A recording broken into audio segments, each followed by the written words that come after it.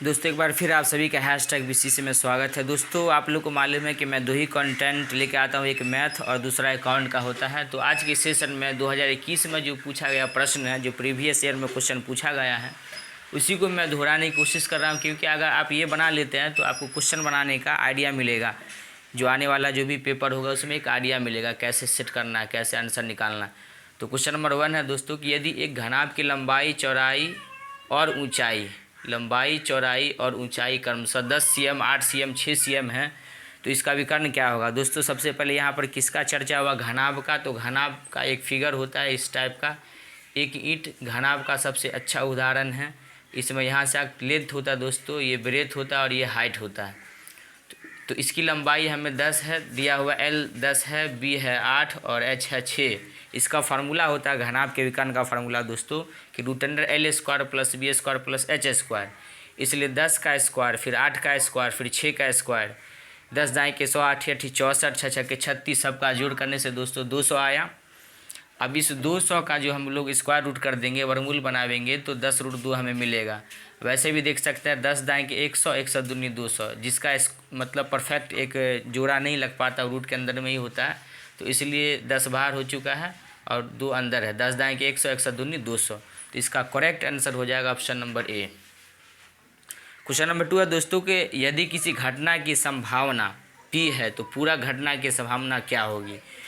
तो इसका एक फार्मूला है दोस्तों कि PE + PE-, मतलब होने और न होने की प्रायिकता का जोड़ जो होता है वो 1 के बराबर होता है। मतलब इसका एक पूरा घटना की जो प्रायिकता का फार्मूला है वो 1 के बराबर है।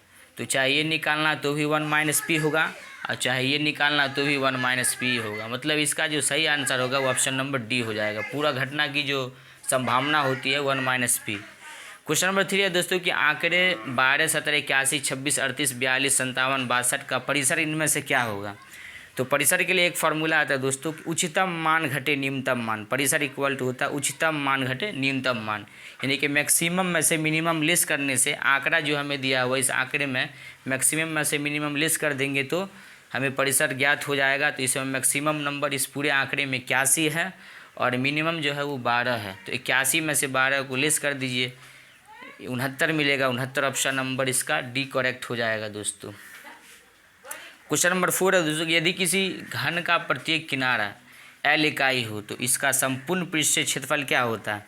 घन के प्रत्येक सतह बराबर होते हैं। इसका एक सबसे अच्छा उदाहरण है डाइस का, यानी जो हम लूडो छक्का जो खेलते हैं, तो ये लूडो जो होता है इसका सभी सतह बिल्कुल समान होता है और इसका जो वक्र पृष्ठीय क्षेत्रफल का फार्मूला होता है 4L² और कुल पृष्ठीय क्षेत्रफल का फार्मूला होता है 6L²। तो इसमें कहीं पे 6L² लिखा होगा दोस्तों, ये घन का प्रत्येक, हाँ यहाँ option number B correct answer हो गया।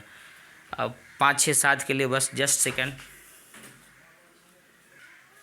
क्वेश्चन नंबर 5 है दोस्तों कि आंकड़े 5, 4, 13, 9, 8, 9, 9, 11, 14 का बहुलक इनमें से क्या है। दोस्तों बहुलक का एक फार्मूला है कि सार्वधिक बारंबारता वाला चरमान, यानी जो भी आंकड़ा दिया हुआ है जो भी नंबर का, जैसे 5 है, 8 है, 9, 11, 14, इसमें से कौन एक ऐसा संख्या है, कौन एक ऐसा नंबर है जो सर्वाधिक बार आया, यानी मैक्सिमम बार वो दिखने को मिल रहा है। तो इसमें हम लोग को 9 दिखने के लिए मिला, 9 एक बार यहाँ, दूसरा यहाँ, तीसरा यहाँ, यानी 9 3 बार आया, जबकि 5 एक ही बार, 4 एक ही बार, 13 भी एक ही बार, 11 भी एक ही बार, 14 भी एक ही बार। तो 9 सर्वाधिक बार आया है। तो सर्वाधिक बारंबारता वाला जो चरमान है इसका आंसर हो जाएगा। तो इसका सही ऑप्शन आएगा दोस्तों ऑप्शन नंबर बी, ये करेक्ट आंसर है। 9 इसका सही जवाब होगा। क्वेश्चन नंबर 6 दोस्तों निम्न में कौन केंद्रीय प्रवृत्ति की माप नहीं है। तो मीन, मीडियन, मोड तीनों होता है दोस्तों, यानी माध्य, माध्यक, बहुलक तीनों एक केंद्रीय प्रवृत्ति की माप है, परंतु मानक विचलन नहीं है। इसका ऑप्शन डी होगा। क्वेश्चन नंबर 7 निश्चित घटना की प्रायिकता इनमें से कौन होगी। तो अनिश्चित घटना का 0 होता है। तो निश्चित घटना का हमेशा 1 के बराबर आता है, चाहे जो भी प्रायिकता का आंसर निकालिए, पासे को उछाल के या सिक्के को, लेकिन वो हमेशा 1 के बराबर ही आएगा, उससे अधिक आ ही नहीं सकता। 0 से बड़ा 1 के बराबर। तो निश्चित घटना की प्रायिकता हमेशा 1 के बराबर होती है, इसलिए इसका सही ऑप्शन सी हो जाएगा। क्वेश्चन नंबर 8 है दोस्तों कि एक शंकु की त्रिज्या 14 सेंटीमीटर और अगर इसका त्रिज्या की ऊंचाई 15 सेंटीमीटर हो तो शंकु का संपूर्ण पृष्ठीय क्षेत्रफल क्या होगा। तो शंकु का जो संपूर्ण पृष्ठीय क्षेत्रफल होता है दोस्तों इसका होता है πr × L + r। शंकु के संपूर्ण पृष्ठीय क्षेत्रफल का फार्मूला है πr × L + r। 22/7 गुना त्रिज्या, इसमें 14 दिया हुआ, 14 लिखेंगे, फिर त्रिज्या दिया हुआ है 14 प्लस तिर्यक ऊंचाई देंगे 15 प्लस 14। दोस्तों अभी इसका कैलकुलेशन हम किए हुए थे कि सिर्फ पेज पे, तो 22 दूनी 44 और 15 14 29, इन दोनों का गुना करने से हमें 1276 प्राप्त हुआ था। तो इसका सही ऑप्शन हो जाएगा 1276। फार्मूला पर कुछ नहीं, फार्मूला लगावेंगे और आर और एल का मान बैठाना। तिर्यक ऊंचाई को एल कहा जाता है। ऊंचाई इसमें शंकु में दो तरीके का होता है, एक होता है सीधा ऊंचाई लिखा रहेगा तो हो जाएगा एच, और तिर्यक का तिरछी ऊंचाई दिया रहे तो होगा एल। तो एल दिया हुआ, आर भी हमें मौजूद है इसमें, तो फार्मूला सेट करेंगे, एल से निकाल देंगे। 9 है, दो वृत्तों की परिधियों का अनुपात अगर 3 4 है तो उनके क्षेत्रफलों का अनुपात क्या होगा। अगर इसको शॉर्टकट में बनावेंगे ऑब्जेक्टिव समझ करके तो सीधे इसका स्क्वायर कर दीजिए। 3 का स्क्वायर 3 3 9, 4 का स्क्वायर 4 चौक 16, तो 9:16 हो जाएगा इसका सही आंसर। और डिटेल में अगर यही क्वेश्चन को 3 नंबर या 5 नंबर वाले में दिया हुआ थी लघु या दीर्घ करके, तो C1/C2 यानी परिधि नंबर 1 बटा परिधि नंबर 2, 2πr1 2πr2, 2π से 2π कैंसिल, तो R1/R2 बचा 3/4, यानी R1 पहले का 3 हो जाएगा, दूसरे का 4 हो जाएगा। क्षेत्रफल में πr स्क्वायर, πr1 का स्क्वायर बट्टा πr2 का स्क्वायर, पाई से पाई कैंसिल, R1 का स्क्वायर यानी 3 का स्क्वायर, R2 का स्क्वायर यानी 4 का स्क्वायर, तो 3 3 9 4 चौक 16, इसका सही आंसर हो जाएगा 9:16। बाकी वैसे डायरेक्ट 3 का स्क्वायर 4 का स्क्वायर करके निकाल देंगे। चाहे ये तो क्वेश्चन अभी वृत्त में दिया हुआ, त्रिभुज वाले में भी इस टाइप का आता है तो उसमें भी वही करेंगे। अब 10 से 11 12 के लिए थोड़ा सा वेट कीजिए प्लीज़। दोस्तों जो इसमें क्वेश्चन छूट रहा है 10 और 12, उसको इसके बाद वाले वीडियो में बनावेंगे कन्फर्म होने के बाद। अभी थोड़ा कन्फ्यूजन था इसलिए छोड़ दिए, कन्फर्म होकर के शॉर्टकट तरीके से बतावेंगे। तो इसलिए 11 देखिए लिखा हुआ, यदि कोण P डिग्री त्रिज्या R वाले वृत्त के त्रिज्यखंड का कोण हो तो त्रिज्यखंड का क्षेत्रफल में से क्या होगा। तो फार्मूला होता है दोस्तों πr स्क्वायर θ/360 डिग्री। तो इसमें थीटा के वाले में P दे दिया है, तो ये वाला यहाँ पर खाली P आ जाएगा, थीटा की जगह P आ जाएगा, बाकी करेक्ट आंसर यही होगा। और इसका एक दूसरा भी क्वेश्चन है 2πr स्क्वायर P, नीचे में 720 दिया हुआ दोस्तों। तो ये कट जाने के बाद उसका सही आंसर होगा। NCERT बुक में आप लोग पढ़े हुइएगा ये वाला क्वेश्चन।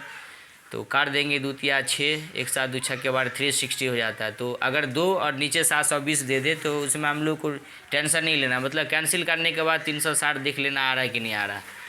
तो इसलिए इसका सही ऑप्शन हो जाएगा बी। दिए गए EFG त्रिभुज में अगर LM समांतर FG है तो LE का इसमें क्या मान आएगा। तो थेल्स पर में आप लोग सब पढ़े होइएगा कि भुजा समानुपात के रूप में होती है, जैसे AB/DEF/EC।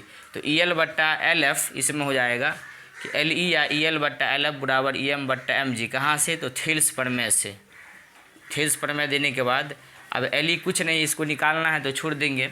और ये 7.2 दिया हुआ है, उसी तरीके से यहाँ ये 1.8 दिया हुआ है, बट्टा में 5.4 दिया हुआ है। तो अब इसका पॉइंट से पॉइंट सेम प्लेस पर है, इसलिए पहले कैंसिल करके 18 दिया, 54 लगा दिए। वैसे इसको डायरेक्ट यहाँ से यहाँ काट सकते थे, लेकिन दिखाने के लिए एक बार क्रॉस गुना कर लिया। 3 × LE = 7.2, अब LE = 7.2/3। तो इसका काटने के बाद 2.4 cm आंसर आ गया, जो ऑप्शन नंबर बी है सही आंसर है। अब इसके बाद वाले क्वेश्चन में देखते हैं दोस्तों। अब आज के लिए इतना ही, फिर मिलते हैं नेक्स्ट वीडियो में नेक्स्ट क्लास के साथ और नए क्वेश्चन के साथ। तब तक के लिए धन्यवाद। शेयर और लाइक ज़रूर कीजिए।